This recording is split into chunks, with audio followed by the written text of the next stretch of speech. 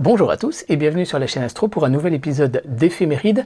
Je tente un test, épisode qui sera séparé de l'épisode Constellation. Je m'aperçois qu'en fait, les épisodes Constellation, il y a tellement de choses à dire qu'ils vont commencer à durer longtemps, et les éphémérides, il y a tellement de choses à dire également qui commencent à durer longtemps. Du coup, les épisodes sont assez longs, et je vous propose de séparer les deux parce que vous n'êtes pas forcément intéressé par les deux parties.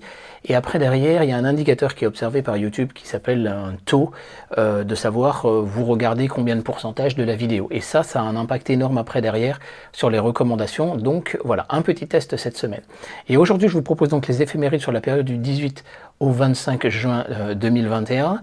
On arrive donc sur le solstice d'été, on arrive sur la pleine lune, on serait tenté de se dire, il n'y a rien à observer dans le ciel. Et en fait, quand on creuse un petit peu, il y a en fait énormément de choses à voir cette semaine. Et c'est maintenant sur la chaîne Astro.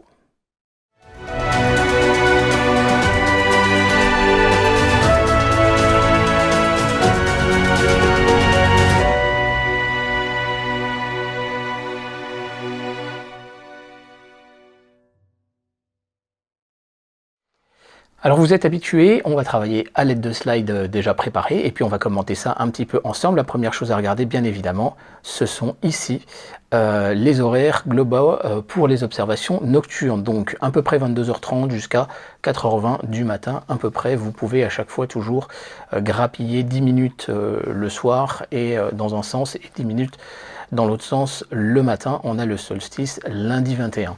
Donc les phases de la Lune, nous avons eu le premier quartier, nous venons de la voir, et donc nous avons le premier quartier ce soir le 18, et nous allons aller sur la pleine Lune le 24. Donc on a pas mal de choses à observer sur cette période. Enfin en tout cas en termes de détails lunaires, on va le voir. Le programme de la soirée sera essentiellement un programme planétaire et lunaire, et la Station spatiale internationale sera de jour sur la période. Peut-être des opportunités de pouvoir l'écouter comme l'a fait donc Pierre-Olivier Castille sur la chaîne Astropassion. Il a écouté donc un échange entre Thomas Pesquet et une école pas plus tard que cette semaine. Vous avez le lien dans la description, puis de toute façon vous pouvez aller vous abonner sur la chaîne Astropassion bien évidemment. Donc concernant les détails lunaires que nous allons observer, vous avez la petite liste. Ici, nous allons la détailler et on va noter une périgée donc, le mercredi 23, ce qui veut dire qu'on a la pleine lune. Périgée, ça veut dire que la lune est au plus proche de nous, on a une pleine lune qui est plus imposante en termes de diamètre apparent et de luminosité. On va s'intéresser aussi un petit peu à la grande tache rouge le matin, parce qu'il y en a quelques-uns d'entre vous qui aimaient photographier donc Jupiter le matin, donc le 21, le 23 et le 26, et puis on va regarder voilà, un astéroïde et Mars qui va passer M44. Donc intéressons-nous aux phases de la Lune. Qu'est-ce que l'on observe? On a Platon, on a le mont Apennin, et Ératosthène qui va être visible, ainsi que le mur droit qui vont être visibles donc ce soir. Demain soir, le samedi 19, nous allons avoir l'arène de Stadius et Copernic, et nous allons pouvoir continuer à nous intéresser à la mer des nuées également, et à Tycho aussi. Dimanche 20, nous allons avoir le Monte Riphaeus et Bulliadus, donc là on est vraiment sur, voilà, Bulliadus c'est la partie gauche de la mer des nuées, et on pourra toujours observer par exemple Copernic, et on pourra voir les variations d'illumination sur l'arène de Stadius, comparativement à la veille, ça peut être intéressant. Et ensuite, on va s'intéresser donc le lundi 21 à Kepler et Gassendi. Mardi 22, on peut s'intéresser à Aristarque, donc le phare sur la Lune. Marius et Rainer Gamma, bon, on va voir un petit peu, puis on a la vallée de Schroeter aussi à côté. Voilà. Et pareil, donc le 23, on a encore Marius et Rainer Gamma. On a donc le 24, la pleine lune, et on peut voir effectivement, on pourra s'intéresser à regarder sa périphérie, on a pu le voir.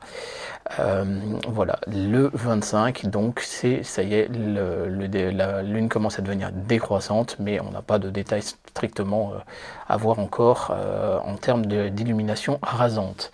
Alors bien évidemment, j'ai eu le plaisir d'accueillir Laurent Oumar donc mercredi cette semaine pour un live lunaire qui a duré pas loin de 3 heures je crois, mais où on s'en est mis plein les yeux. C'était un plaisir énorme avec voilà, Sœur Patou, Kevin sont passés également, et puis Tiger Lefebvre. Franchement, je ne m'attendais pas à avoir de telles images de la Lune avec le 400. Je sais que théoriquement il en était capable, mais avec un orage qui arrivait, avec les problématiques de mise à température, le balcon qui chauffe énormément pendant la journée, et derrière de sortir le télescope enfin à peine un quart d'heure avant le début du live, parce qu'en fait il fait plus frais dans l'appartement qu'à l'extérieur, et bien en fait ça a marché pas mal, et on a pu se faire, voilà, c'est une mise à température à l'inverse finalement, et on a eu la chance, voilà, de pouvoir faire les captures en l'espace d'à peu près une demi-heure, et ensuite de pouvoir décrypter un petit peu tout ça, et c'était un plaisir énorme. Si vous n'avez pas vu ce live, allez le voir, parce que ensuite Laurent, qui m'avait fait une petite liste de ce qu'il voulait voir, nous explique ces détails lunaires que nous pouvons voir sur les photos, et c'était vraiment extraordinaire. Donc on va continuer avec le restant des éphémérides. Alors les éphémérides globales des planètes. Vous voyez que Vénus est encore assez pleine, mais assez petite. Bon, Jupiter, Saturne, Uranus, Neptune, comme ce sont des planètes très très lointaines, c'est globalement toujours à peu près le même aspect. Et Mercure, nous avons dit que nous avons passé la conjonction inférieure. Nous allons nous rapprocher progressivement d'une élongation, cette fois visible le matin. Mars est toute petite en revanche. Et globalement, donc le soir, on a Vénus et Mars. Et nous avons Jupiter et Saturne, et par contre le matin, sachant que l'opposition se trouve à 180, vous voyez que nos deux planètes vont avancer vers l'opposition, et vous voyez que Mercure va avancer aussi vers une visibilité possible le matin. Donc le soir, voilà ce que ça nous donne, le Soleil ici, Vénus, Mars, et vous voyez qu'au fur et à mesure de la semaine, Mars et Vénus vont se rapprocher, et notez que Mars se rapproche du cœur de la constellation du Cancer, on va le voir ensemble après. Nous aurons droit bientôt à une conjonction Vénus-Mars assez sympa. Plein sud, là aussi à la nuit tombée, 22h30, on est au crépuscule civil encore. Vous voyez la balade de la Lune à travers les constellations de la Vierge. Maintenant vous connaissez le Corbeau. Donc le Serpent, on va en parler justement dans l'épisode qui sort aujourd'hui. La Balance, on en a parlé la semaine dernière. Toutes ces constellations-là, maintenant, vous les connaissez. Alors, la Coupe, on ne l'a pas faite ensemble, mais vous avez des constellations plus hautes que vous connaissez également. Mais vous voyez que la Lune est quand même très très présente au fur et à mesure de la semaine. Donc là, ça va nous poser quelques petits soucis. Voilà. Par contre, au petit matin, le Soleil se trouve cette fois au nord-est. Vous avez Uranus, Jupiter, Saturne, vous avez Neptune qui est, si je ne me trompe pas, plus proche encore du Soleil, je la vois pas indiquée là. Non, Neptune est là, pardon, et puis vous avez Pluton ici. Donc vous avez en fait un alignement de 5 des planètes extérieures là, au petit matin. Et justement, Jupiter et Saturne, vous voyez que Saturne s'approche du méridien sud, donc elles commencent à devenir assez hautes les deux, et on peut commencer à faire des photos et des observations intéressantes. Donc au fur et à mesure des jours de la semaine, vous voyez, ça n'évolue pas trop, et puis vous voyez que la Lune s'en rapprochera le samedi 26, donc pour la semaine suivante. Donc après, on va s'intéresser à deux événements cette semaine. Effectivement, l'opposition de l'astéroïde 419 et Mars qui va traverser M44. Mais d'abord Jupiter. Le 21, on a une grande tache rouge au centre. Le 23, une grande tache rouge à gauche, vous voyez 4h20, hein, et une grande tache rouge à droite, donc le 26, donc vous pouvez éventuellement dans la nuit de vendredi à samedi, puisqu'elle évolue vers la droite comme ça, vous pouvez éventuellement l'attaquer aux alentours de 2h du matin et faire un déplacement de la grande tache rouge sur la surface de Jupiter, ça peut être sympa. Donc concernant justement notre astéroïde, eh bien vous voyez qu'il se déplace un petit peu dans cette voilà, dans cette zone là, donc de la constellation du Sagittaire, si je me trompe pas, hein, c'est le Sagittaire. Là-dessus, bah, vous faites du plan global, hein, avec une photo, un objectif à 50 mm par exemple, ça peut marcher. Mais attention, il y a énormément d'étoiles sur la zone, donc il va falloir bien les aligner et ensuite faire les différences. Concernant Mars, donc le soir à 23h30, vous voyez, on va être quand même assez bas. Donc on a Mars qui va aller se promener et qui va en fait traverser l'amas M44, donc l'amas de la Crèche de la constellation du Cancer. Donc je vous conseille à 22h30, vous voyez qu'on est à 13 degrés de hauteur à peu près, de pouvoir éventuellement faire cette observation qui sera facile. Elle sera facile avec des jumelles, elle sera facile avec un télescope aussi, même d'entrée de gamme, il n'y a pas de difficulté là-dessus. C'est quand même assez sympa de voir Mars se promener dans un amas d'étoiles. Et en fait, si vous êtes vraiment très attentif, eh bien, vous pourrez éventuellement constater le déplacement par rapport à cette étoile-là, par exemple, donc le 23, mais on n'a pas beaucoup de temps pour l'observation, on a à peine 1 heure. Voilà.